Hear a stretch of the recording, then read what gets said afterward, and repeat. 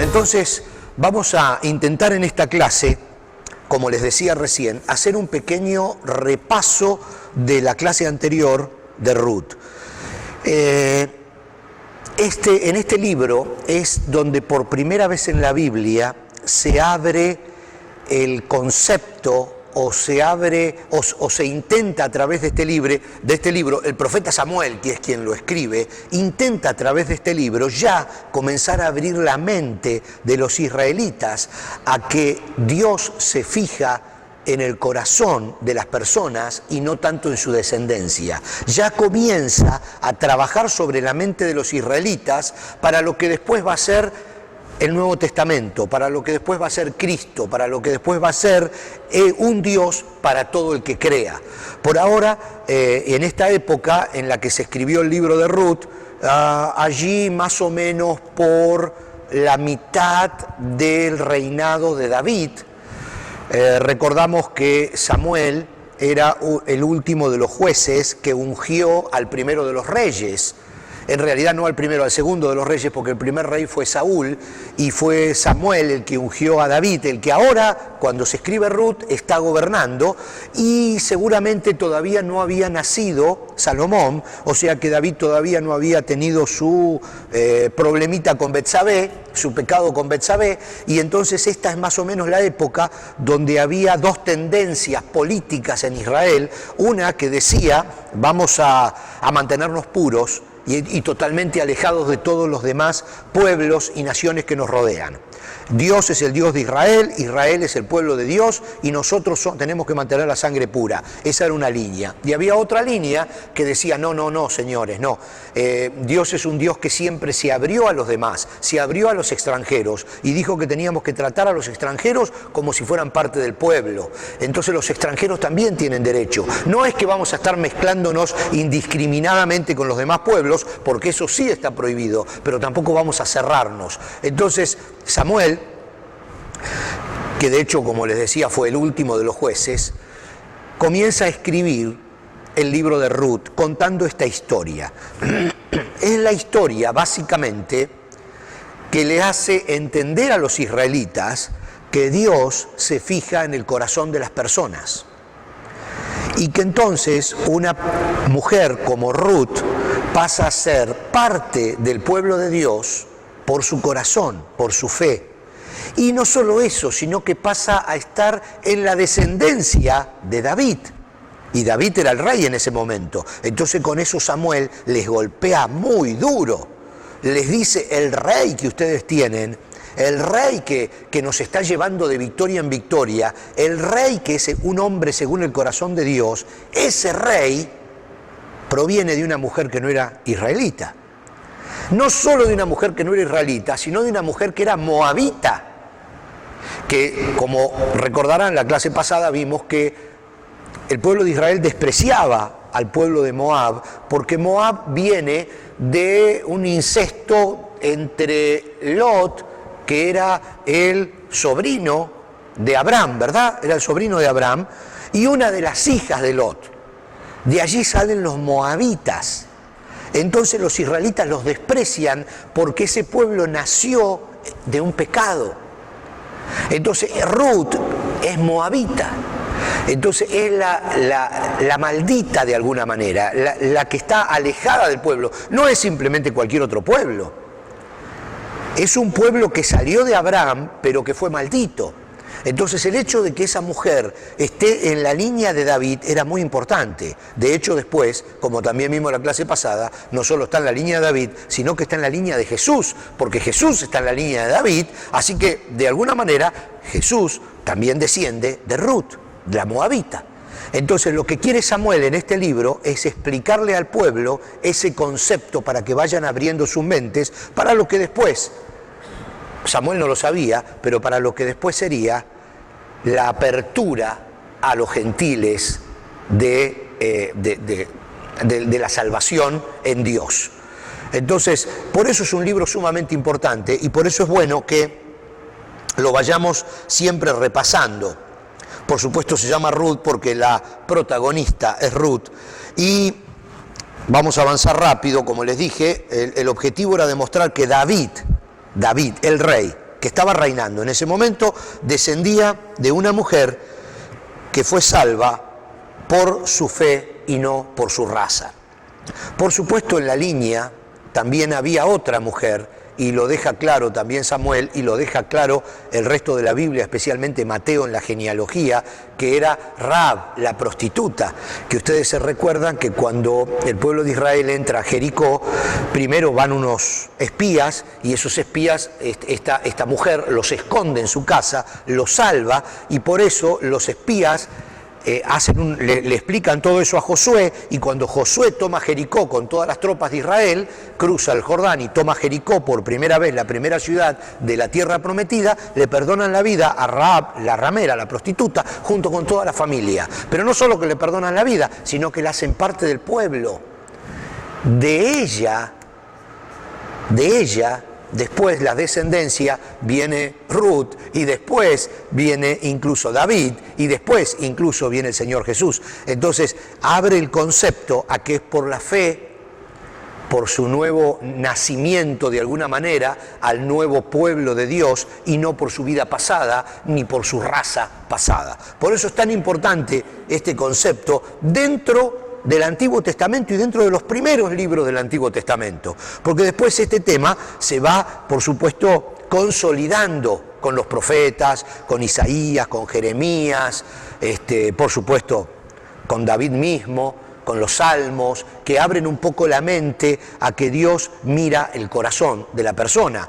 Pero en ese momento era el pueblo de Israel y todos los demás fuera, nada más que el pueblo de Israel. Por eso es muy importante este libro. Vemos aquí, que ya lo vimos la clase pasada, pero como está en pantalla, Mateo 1:5, Salmón fue el padre de Boz. Su madre fue Rahab, la ramera. Boz fue el padre de Obed. Su madre fue Ruth. Obed fue el padre de Isaí. Isaí es el padre de David. Así que fíjense cómo en la línea genealógica, como se diga, están mujeres que no son del pueblo de Israel, y en la línea directa de David y de Jesús. Acá lo vemos, cómo se preocupa Samuel de explicarle a los israelitas este detalle. Esto ya lo habíamos visto, que es toda la genealogía que está en Mateo, hasta María y hasta Jesús. Acá este mapa lo habíamos visto y habíamos recordado de dónde era Ruth, que era de Moab. Moab era un reino que no está dentro de la tierra prometida, porque la tierra de Canaán es esto, del río Jordán hacia el Mediterráneo. Hacia el Mediterráneo. Sí, y aquí está el reino de Moab. Si ustedes recuerdan, por acá por Jericó es donde cruzó Samuel con sus tropas, de aquí era Rahab. Ellos, el pueblo de Israel, con Samuel a la cabeza, con Moisés todavía, venían avanzando. Cuando llegaron al reino de Moab, los moabitas no los dejaron pasar por sus tierras. Y Dios no les permitió a Moisés atacar a Moab. Y entonces ellos tuvieron que esquivar todo el reino de Moab y entrar a Jericó, entrar a la tierra prometida después de pasar por Moab.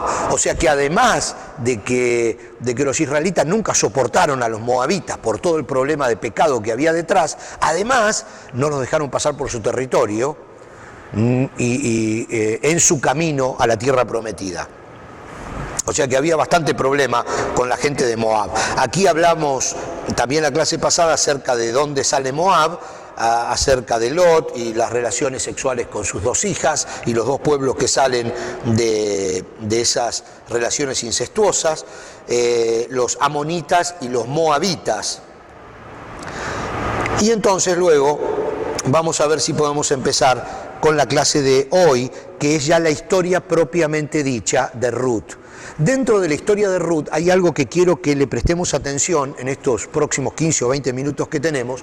Vamos a intentar llegar, hay mucho para leer, pero vamos a intentar llegar a otro concepto que es muy importante, que ahora en la lectura ustedes lo van a identificar, que es el concepto del Goel. El concepto de Goel es una tradición que se arrastra desde siempre con los israelitas, que cuando moría el hombre de la familia, los familiares o un familiar, el más cercano, había una serie de estrategias de descendencia, el más cercano se tenía que hacer cargo, pero se tenía que hacer cargo de todo, de la esposa, de los hijos, de la casa, pero lo más importante, se tenía que hacer cargo de recuperar lo que había perdido esa otra persona muerta. Ustedes saben que después de cierta cantidad de años, las tierras se le devolvían a su dueño original. Se podían comprar y vender durante una cierta cantidad de años, pero las compras y las ventas no eran perpetuas, porque la perpetuidad era de la familia. Según Josué había dividido las tierras. Josué había dividido las tierras por familias y a cada uno le había tocado una parte a perpetuidad. Entonces podían comprarlas y venderlas hasta un cierto año en que tenían que devolverlas. Y si no, había un goel que tenía que recuperarla la tierra, comprarla para la familia. Ahora lo vamos a explicar un poquito mejor. También, si había una persona que había sido vendida como esclavo, el goel tenía que recuperarla, pagando el costo de recuperar a esa persona. Ahora van a ver, pero es muy interesante el concepto de goel porque es la persona que sale a defender y que sale a comprar la libertad de su pariente.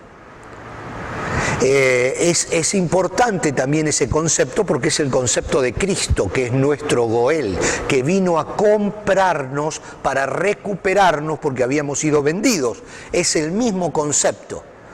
Ya lo vamos a ir viendo más adelante, pero para que lo tengan presente cuando vamos a leer. Primero vamos a leer Ruth 1, del 1 al 5, para ver cómo viene la historia.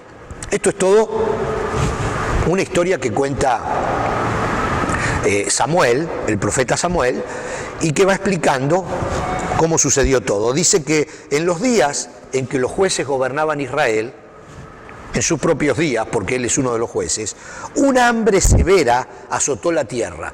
Ustedes recuerdan, porque lo hemos estudiado muchísimo, que las hambrunas fueron una de las causas más importantes del éxodo de los distintos pueblos, entre ellos el pueblo de Israel. El pueblo de Israel se metió dentro de Egipto por el hambre.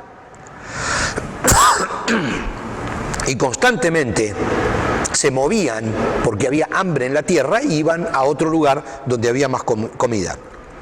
Entonces dice, en los días en que los jueces gobernaban, recordemos por favor que la época en que los jueces gobernaban fue la época oscura del pueblo de Israel. Fue la época en que después que Josué dividió la tierra y cada familia se fue a su rincón de Canaán, de la tierra prometida, quedaron sin líder. Muere Josué, había muerto antes Moisés y estaban divididos y sin líder. Aparecen los jueces, que es una época oscura donde Dios enviaba caudillos, que eran los jueces, que gobernaban durante cierto periodo de tiempo, pero luego al morir ese juez o ese caudillo el pueblo se apartaba y toda una historia que vimos en el libro de los jueces. En esa época dice que hubo un gran hambre en la tierra. Por eso, un hombre de Belén de Judá dejó su casa y se fue a vivir a la tierra de Moab. O sea, tomó la decisión de salir de la tierra prometida y de ir a la tierra de sus enemigos, de alguna manera. No eran enemigos porque no estaban en guerra franca, abierta, pero era un pueblo realmente despreciado por los israelitas, como acabamos de ver. Ese hombre se fue a la tierra de Moab junto con su esposa y sus dos hijos. El hombre se llamaba Elimelec y el nombre de su esposa era Noemí. Acá empieza toda la historia. Sus dos hijos se llamaban Mahalón y Kelión. Eran efrateos de Belén, en la tierra de Judá. Así que cuando llegaron a Moab, se establecieron allí. Tiempo después murió Elimelec y Noemí quedó sola con sus dos hijos. Ellos se casaron con mujeres moabitas, los dos hijos. Uno se casó con una mujer llamada Orfa y el otro con una mujer llamada Ruth. Aquí aparece. Pero unos 10 años después murieron tanto Mahalón como Kelión. Entonces Noemí quedó sola, sin sus dos hijos y sin su esposo. Ruth 1, 6 al 22 dice, estando en Moab, Noemí se enteró de que el Señor había bendecido a su pueblo en Judá al volver a darle buenas cosechas. Esto otra vez es importante porque estamos en la época de los jueces. En los jueces ustedes recordarán que el pueblo se apartaba de Dios y Dios dejaba, de alguna manera, permitía que los pueblos de alrededor los atacaran. Y una de las peores cosas que hacían eran quemar las cosechas y producir hambre. Los pueblos que estaban alrededor, que de hecho habían sido sometidos por los israelitas, pero no del todo, y ahora hacían guerra de guerrillas contra ellos. El pueblo se arrepentía, Dios enviaba un caudillo, de la mano de ese caudillo o de ese juez, otra vez volvía la prosperidad, o sea que más o menos por 30 o 40 años, mientras que ese juez estaba allí trabajando y liderando al pueblo, otra vez volvía la prosperidad. Entonces se ve que este hombre salió en el momento que estaba el problema, pero después el Señor puso un nuevo juez, volvió a bendecir el área de Judá y otra vez volvieron las cosechas. Entonces esta mujer, Noemí, que estaba con sus dos nueras, sin su esposo y sin sus hijos porque habían fallecido, se entera de la prosperidad en la casa de sus padres. Entonces Noemí y sus nueras se prepararon para salir de Moab y regresar a su tierra natal. Acompañada por sus dos nueras, partió del lugar donde vivía y tomó el camino que la llevaría de regreso a Judá. Sin embargo, ya puestas en camino, Noemí les dijo a sus dos nueras: vuelva cada una a la casa de su madre y que el Señor las recompense por la bondad que mostraron a sus esposos y a mí. Que el Señor las bendiga con la seguridad de un nuevo matrimonio. Entonces les dio un beso de despedida y todas se echaron a llorar desconsoladas. Todas son las dos, ¿no? No, le dijeron, queremos ir contigo a tu pueblo. Pero Noemí respondió: ¿por qué habrían de continuar conmigo? ¿Acaso puedo tener más hijos que crezcan y sean sus esposos? No, hijas mías, regresen a la casa de sus padres, porque ya soy demasiado vieja para volverme a casar. Aunque fuera posible y me casara esta misma noche y tuviera hijos varones, entonces ¿qué? ¿Esperarían ustedes para que ellos crecieran y se negarían a casarse con algún otro? Por supuesto que no. Hijas mías, la situación es mucho más amarga para mí que para ustedes, porque el Señor mismo ha levantado su puño contra mí. Eso dice Noemí. Entonces volvieron las tres a llorar juntas, y Orfa se despidió de su suegra con un beso, pero Ruth se aferró con firmeza a Noemí. Mira, le dijo Noemí, tu cuñada regresó a su pueblo y a sus dioses. Tú deberías hacer lo mismo. Pero Ruth respondió: no me pidas que te deje y regrese a mi pueblo. A donde tú vayas, yo iré. Donde quiera que tú vivas, yo viviré. Tu pueblo será mi pueblo y tu Dios será mi Dios. Donde tú mueras, allí moriré y allí me enterrarán. Que Dios me castigue severamente si permito que algo nos separe aparte de la muerte. Eso le contesta Ruth. Cuando Noemí vio que Ruth estaba decidida a irse con ella, no insistió más. De modo que las dos siguieron el viaje. Cuando entraron a Belén, todo el pueblo se conmocionó por causa de su llegada. ¿De verdad es Noemí?, preguntaban las mujeres. No me llamen Noemí, contestó ella, más bien llámenme Mara, porque el Todopoderoso me ha hecho la vida muy amarga. Me fui llena, pero el Señor me ha traído vacía a casa. ¿Por qué llamarme Noemí cuando el Señor me ha hecho sufrir y el Todopoderoso ha enviado semejante tragedia sobre mí? Así que Noemí regresó de Moab acompañada de su nuera Ruth, la joven moabita. Llegaron a Belén a fines de la primavera, al comienzo de la cosecha de la cebada. Este detalle es importante, al comienzo de la cosecha de la cebada. Entonces Noemí cuenta en otro pasaje, estoy extrayendo algunos versículos, le dio su autorización a Ruth para ir a trabajar, a espigar, que es recoger los granos sobrantes que caen al suelo. Espigar en un campo con la autorización de su propietario era un derecho legal de los pobres. El tema es el siguiente: cuando se está espigando y se está separando el trigo, la cebada de la maleza, caen muchos granos al piso. Entonces, cuando los empleados en un campo estaban recogiendo la cosecha, los pobres podían venir detrás de los cosechadores juntando los granos que se habían caído al piso antes de que se lo coman los pájaros para poder comer ellos. O sea, era un derecho legal de los pobres con autorización del propietario del campo, ir a recoger los granos sobrantes de las cosechas. Y de esa manera comían. Entonces, cuando llegaron, por supuesto ninguna de las dos tenía ningún tipo de trabajo, y Noemí ya era una mujer anciana, entonces le permite a Ruth, o le ordena a Ruth, no sé muy bien, que vaya a recoger grano para poder comer las dos, a espigar a un campo. Y acá empieza la novela. Porque esto es como una novela. Ustedes tienen que pensar que estamos mirando el canal 23. Entonces, había que trabajar para comer. Como vemos ahí, Ruth se dirigió a los campos de Boz, sin saber que el dueño, Boz, era uno de los goeles de la familia de Alimelec. O sea que Boz era familiar directo de Alimelec. Alimelec era el esposo de Noemí que se había muerto en Moab. Ruth sale de la casa y empieza a buscar campos a donde ir a buscar granos. Y entonces ve un campo muy cercano que hay allí, muy grande, porque Boz era una persona, un propietario muy importante de la ciudad de Belén, de Judá. Y entonces ella se mete con todas las demás personas, los pobres que están juntando los granos, se mete en este campo sin saber que se está metiendo en el campo de un familiar directo sería de su suegro muerto. Hasta ahí viene esta historia. Goel, como es un familiar cercano de su suegro, es un goel. Goel es un pariente, como lo tienen escrito allí, uno de la familia ligado por vínculos de sangre y normalmente también de afecto. Es el hermano carnal o en su defecto el tío paterno o sus hijos, o sea, sus primos. Y en último término, cualquier otro pariente cercano, si estos no están, ¿no? En virtud de ese vínculo de parentesco, el goel tiene con sus parientes una relación que implica derechos y obligaciones. Su función específica es la de proteger, en sentido primitivo de la raíz hebrea Gaal, la de ayudar al pariente necesitado y débil, oprimido, víctima de injusticia o lesionado en sus derechos, e incapaz de ayudarse por sí mismo. Es abogado, garantía económica y apoyo financiero. Ese es el pariente más cercano obligatoriamente.